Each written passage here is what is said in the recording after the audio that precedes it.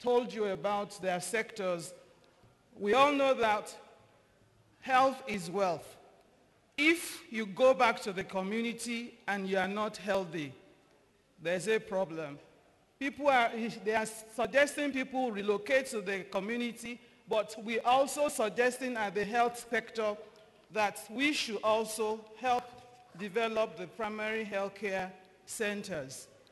The primary healthcare centers, as we all know today, are all in deplorable states. In view of that, when the Minister of Health came on board, in the first 100 days, he established what we called the Rapid Response Initiative, where he tried to operationalize 1,000 primary healthcare centers. As you are aware, this is not the responsibility of the Federal Ministry of Health. It is the responsibility of the local governments and the state governments. However, because we're also looking at universal health coverage in the health sector, we have to start that so that the state governments and the local governments whose responsibilities are to resuscitate the primary healthcare centers will live up to their own responsibilities. So I urge you, diasporans, to also see how you can adopt primary healthcare centers in your communities. This is not the responsibility of the federal government, it's the responsibility of the local government and the state government, but you as community, that you belong to communities, can also take up your primary healthcare centers, adopt them, and make them operationalize them so that the people in your communities can have access to health. We in the Ministry of Health can support you in that area, to invest in such centers. Apart from that, we are also working with the Office of the Senior Special Assistant to Mr. President on Foreign Affairs and Diaspora. We are developing an initiative we call Diaspora Professional Healthcare Initiative, in which we are expecting our health professionals in diaspora to come back home when they're on holidays, to provide service, transfer knowledge and skills back to our doctors back home, our resident doctors, undergraduate students, to develop their skills and capacities. If they are here, they can also provide services in the area of surgery and others, so in a coordinated manner. We appreciate what you are all doing in the area of medical missions, but we need to make it more coordinated. So that is the essence of this professional initiative, and we hope we'll be able to get that in place very soon. The concept note is being developed. We've gone around to all the professional associations we are working with in diaspora. We are working with the Association of Nigerian Physicians in Americas. We are working with the Medical Association of Nigerians across Great Britain, MANSAG. We are working with the Canadian physicians and dentists in Canada. We are working with the South African doctors. We are also working with those in Germany, the nurses in America and the UK, and the pharmacists in the Americas. So we're all working with all this, and the stakeholders back home, NMA, Pharmaceutical Council of Nigeria, Pharmaceutical Society of Nigeria, nurses, and the Nigerian and other stakeholders in Nigeria to facilitate these initiatives so that it becomes a success. Before the end of the year, or possibly by early next year, it will be inaugurated and it will commence, implementation will start. We have signed a memorandum of understanding with all these associations I've earlier listed so that they can work with us to improve the sector as we move on in the sector. Then the issue of foreign and medical missions that I mentioned earlier, we've developed guidelines with the stakeholders, both in diaspora and in Nigeria, to make it easier for coordination and to make it easier for reportage. Because when people come back home for medical missions, we don't get reports of what they've done. So we need reports as you come home to impart on knowledge and to also treat our people back home. We also expect that you'll bring back reports back to us so that we can have statistics on the diseases that pattern that you are meeting in the communities. We are also interested in, there are some, in the memorandum of understanding we have with these associations, and I'm also extending that to you, that we also expect that there are some incentives that we have developed in case you want to invest in the health sector.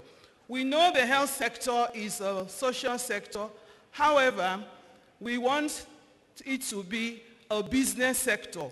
So to make it easier for you to invest, the Ministry of Health, in collaboration with NIPC and other stakeholders, have developed what we call the incentives, so that when you want to invest, we are working with NIPC in areas that will, for pioneer status, in areas of medical services, provision of health supporting structures, and medical education, so that it makes it easier for you in that industry when you want to come and embark on that.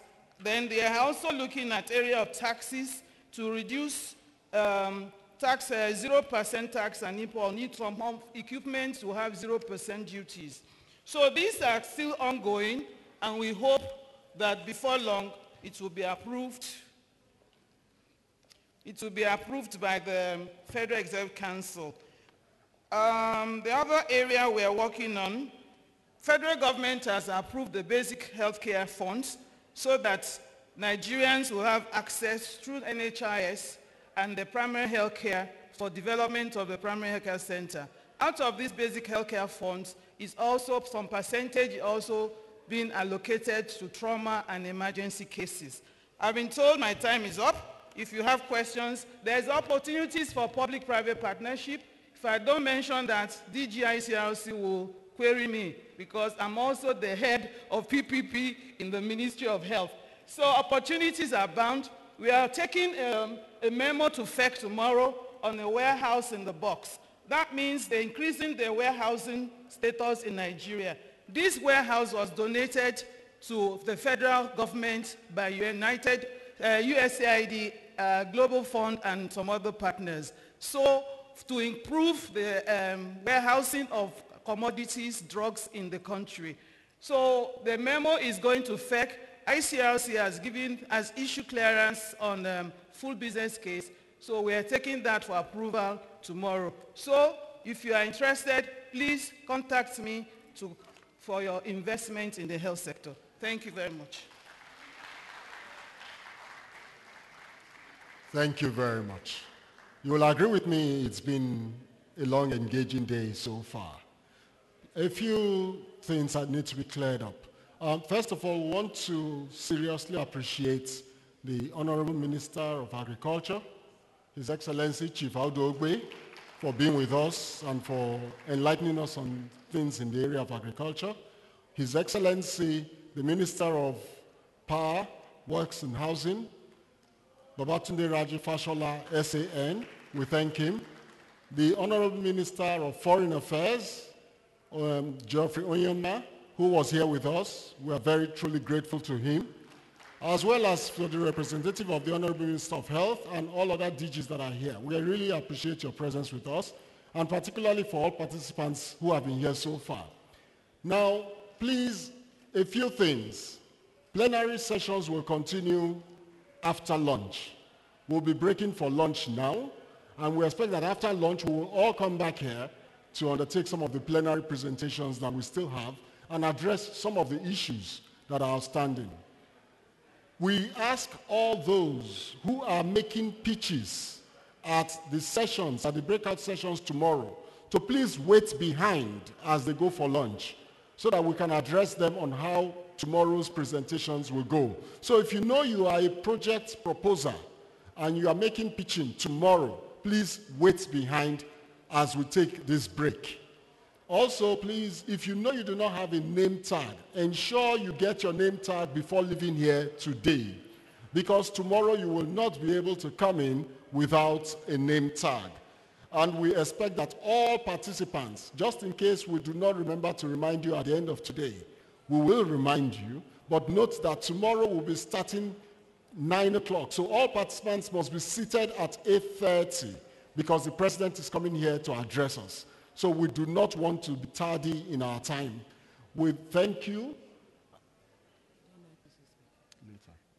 We thank you for your patience, and we ask that you break for lunch. You will follow the directions given to you by the ushers outside, and we will congregate here after lunch. Ladies and gentlemen, thank you very much.